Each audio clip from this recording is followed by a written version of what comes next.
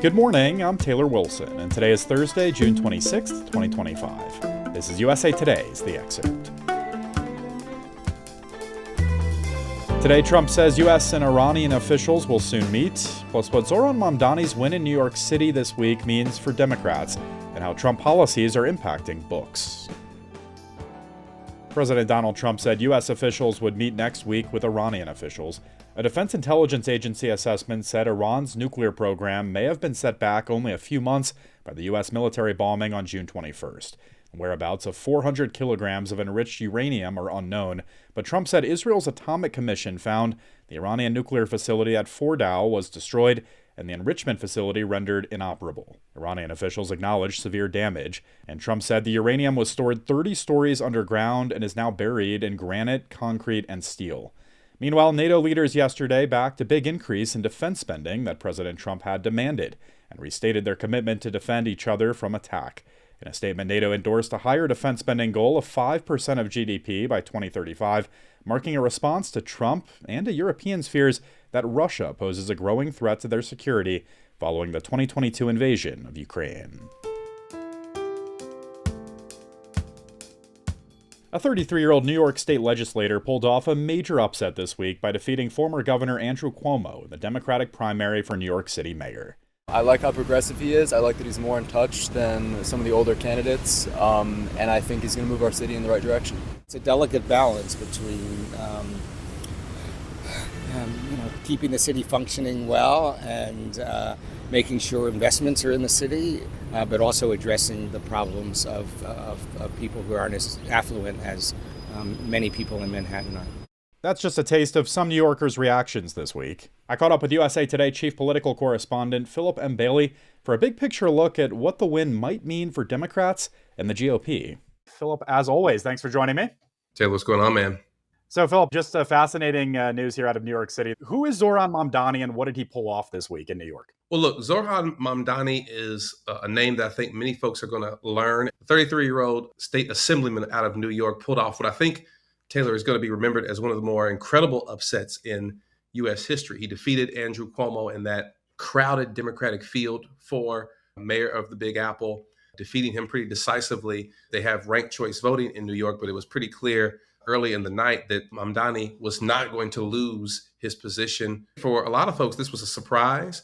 But when you looked at the Mandani campaign, he was ubiquitous. He was on subways. He was in falafel places. He was on every podcast you could think of, really sort of espousing his clearly left of center views. He ran a very bold, clearly progressive campaign. He's a member of the Democratic Socialists of America. And he didn't back down 1 inch on that. He didn't shy away from his positions, even some of his more controversial ones, particularly his positions on Israel, which I think is going to be a lightning rod for him in the general election. But look, young, dynamic candidate who, for a lot of grassroots progressives, Taylor, this is exactly who they want. They want someone who's going to take on Donald Trump, but also lean into very bold progressive values that I think will be a big test for him in this steep climb, further steep climb in this general election here.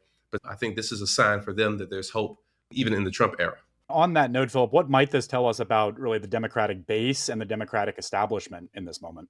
Well, the two aren't on the same page. They often aren't and haven't been in many different election cycles. But what I do think this shows you is that the Democratic base, the progressive base, at least in New York City, a strong rebuke of the Democratic establishment. I mean, you had other candidates saying in their ranked choice, hey, vote for me first, but vote for Zoran second, right? And everyone was sort of in agreement of don't vote for Cuomo, don't rank Cuomo was the cry from a lot of other candidates who partnered with Zoran and really, I think, helped get him over the hump. He had a lot of the excitement that you usually associate with a more grassroots left-wing candidate. I think that these positions that he has and some of his past controversial comments are certainly going to be swarmed on by MAGA and the right.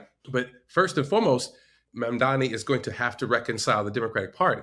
There are many centrists in the country and in New York even who have said that they don't feel all that good about him being the face or him being the Democratic nominee. But I think for the moment, at least, the Democratic base, the left-leaning Democratic base, is having its way in America's largest city. You mentioned the MAGA side of the coin. I mean, how are Republicans and especially MAGA Republicans approaching this result and some of the broader conversations here happening around the future of Democrats?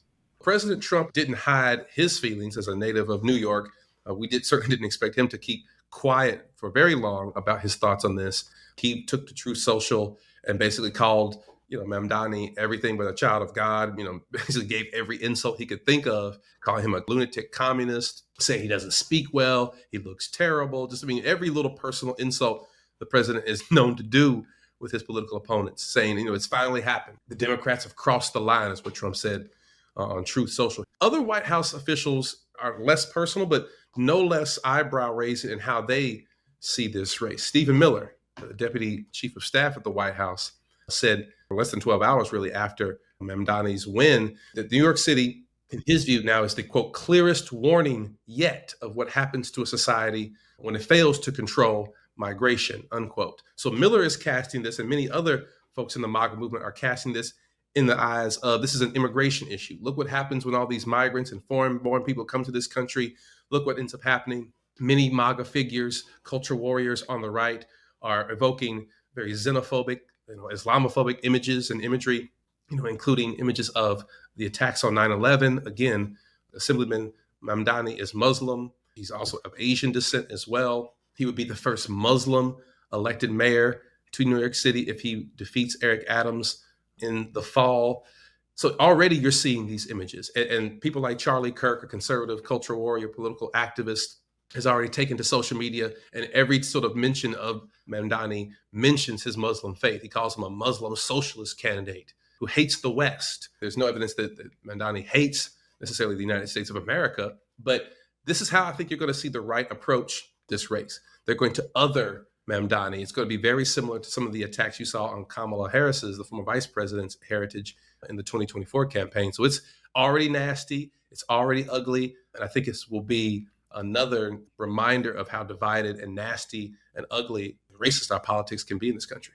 All right, this piece was really insightful, as always, from you, Philip. Philip M. Bailey is USA Today's chief political correspondent. Thanks, Philip. Taylor, as always. The federal agency tasked with intercepting illegal drugs at the border botched the rollout of technology designed to do just that, according to a federal watchdog. Investigators say U.S. Customs and Border Protection potentially wasted millions in taxpayer funds, missed drugs smuggled into the country, and lost an important tool to fight the fentanyl epidemic. That's what the Department of Homeland Security's Office of the Inspector General said in a new report. The mishandling of the program between 2020 and 2024 spanned both the first Trump and Biden administrations. You can read more with a link in today's show notes. How are Trump administration policies impacting the book world and how we read? I spoke with USA Today books reporter Claire Mulroy for more. Thank you so much for joining me today. Yeah, absolutely. Thanks for having me.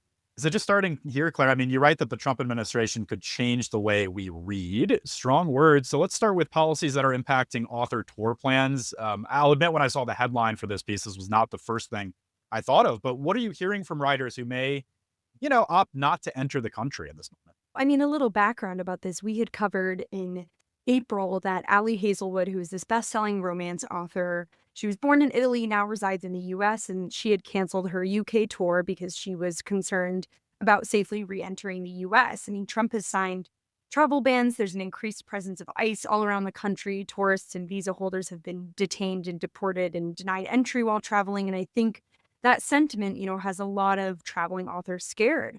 But it goes well beyond border policies. Louise Penny, who has traveled to the U.S. on book tours for 20 years, is not coming to the U.S. for the first time because of Trump. And then the story was really born when an author reached out to me who was taking the opposite action. Curtis Chin, he's a Detroit-based author, and he noticed that a lot of his U.S. tour stops were getting canceled because their arts funding was being slashed. So he reached out to universities abroad and had a lot more success there because many of them were interested about what it was like to be a writer of color living here in the U.S. under the Trump administration. Interesting. And I know there are also concerns about the impact of this, really the step back on DEI. How is this impacting the book world? And a lot of major companies have either rolled back initiatives or gone quiet on DEI.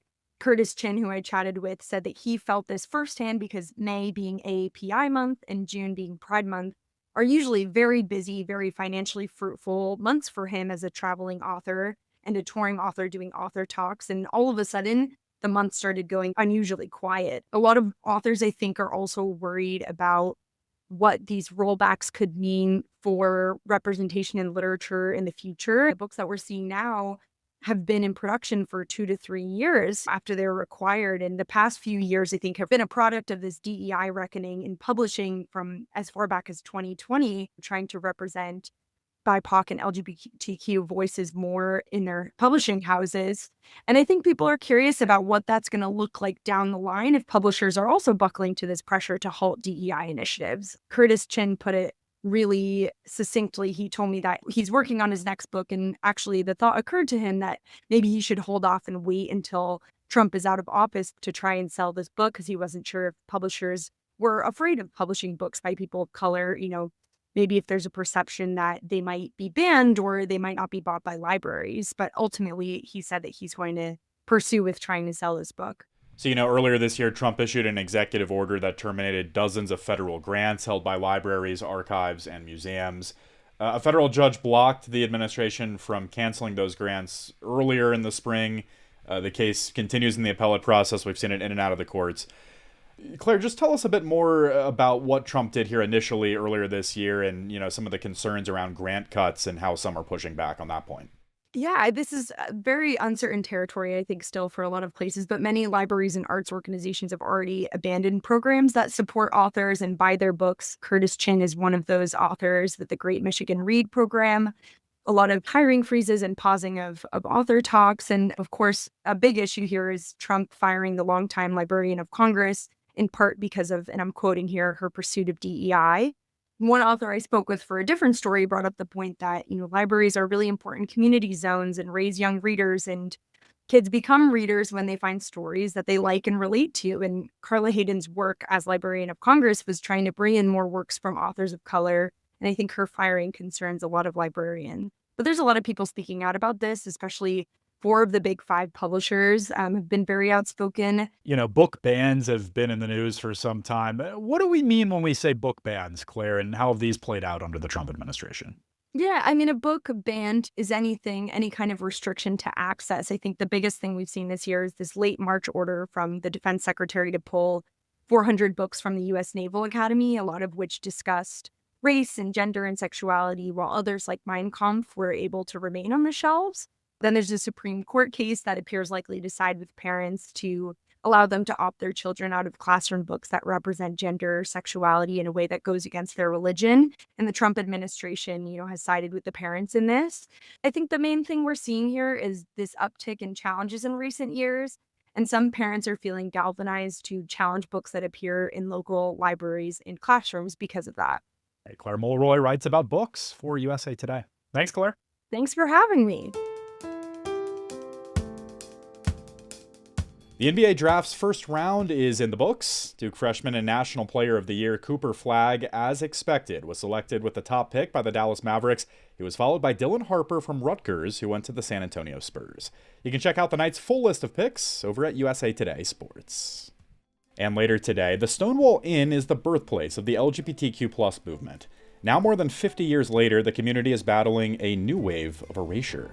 Members of the LGBTQ community, particularly transgender people, feel like they are under siege. Erasing transgender people from the Stonewall Monument website is particularly disturbing for them because transgender people were there that night. They were so pivotal to the events of Stonewall. USA Today's national correspondent Michael Collins joins my colleague Dana Taylor to share how veterans of the Stonewall riots are feeling in this pivotal moment. You can find that episode right here today, beginning at 4 p.m. Eastern Time. And thanks for listening to The Excerpt. You can get the podcast wherever you get your audio, and you can email us at podcasts@usatoday.com. I'm Taylor Wilson. I'll be back tomorrow with more of The Excerpt from USA Today.